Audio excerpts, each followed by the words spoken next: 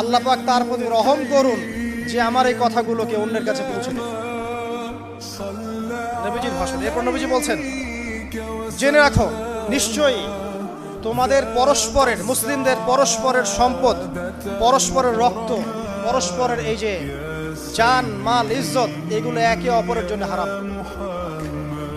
মুসলিমদের পরস্পরের রক্ত, পরস্পরের ইজ্জত সম্মান একে অপরের জন্য হারাম, এর হানি করা একে অপরের জন্য হারাম।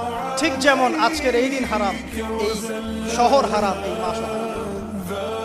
নবী করিম সাল্লাল্লাহু আলাইহি ওয়াসাল্লাম বলছিলেন, জেনে রাখো তিনটা বিষয়ে যেন তোমাদের অন্তর কখনো খেয়ানত না করে। তিনটা বিষয়ে তোমাদের অন্তর যেন কখনো খেয়ানত না করে। এক, তোমরা যে কাজটাই করবা শুধু আল্লাহ পাকের সন্তুষ্টির জন্য করবে।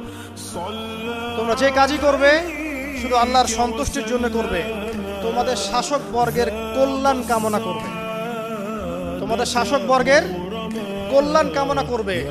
3 নাম্বার, মুসলিমদের জামাতকে আঁকড়ে ধরে রাখবে। মুসলিমদের ইউনাইটেড কমিউনিটিকে আঁকড়ে ধরে থাকবে। এই তিনটা বিষয় পালনের ক্ষেত্রে তোমাদের অন্তর যেন খেয়ানত না করে। এদিন সূর্য ঢলে যাওয়ার পরে নবী সাল্লাল্লাহু আলাইহি ওয়াসাল্লাম আরো বললেন, শুনে রাখো হে মানব জাতি, এটা ভালো করে শোনেন, শুনে রাখো হে মানব জাতি, নিশ্চয়ই আমি মুহাম্মদ সাল্লাল্লাহু আলাইহি ওয়াসাল্লাম জাহেলি যুগের যত কুপ্রথা আছে সমস্ত কুপ্রথাকে আমার পায়ের তলে পিষ্ট করে গেলাম। জাহেলি যুগে কি ছিল ভাই? শিরিক ছিল, সুদ ছিল, মাদক ছিল, নারীর অবমাননা ছিল, কন্যা সন্তানকে দাফন করা হতো, রক্তক্ষয়ী হানাহানি মারামারি কাটাকাটি ছিল। এগুলো সবকিছুকে আমি আমার পায়ের তলে দাফন করে গেলাম। এটা কি দাফন হয়েছে? তিনি বলছেন, নিশ্চয়ই আমি জাহেলি যুগের সুদকে আমার পায়ের তলে পিষ্ট করে যাচ্ছি। সর্বপ্রথম যার সুদ আমি পিষ্ট করছি তিনি হচ্ছেন আব্বাস ইবনে আব্দুল মুত্তালিব, আমার চাচার সুদ। নিজের পরিবার থেকে দৃষ্টান্ত স্থাপন করলেন।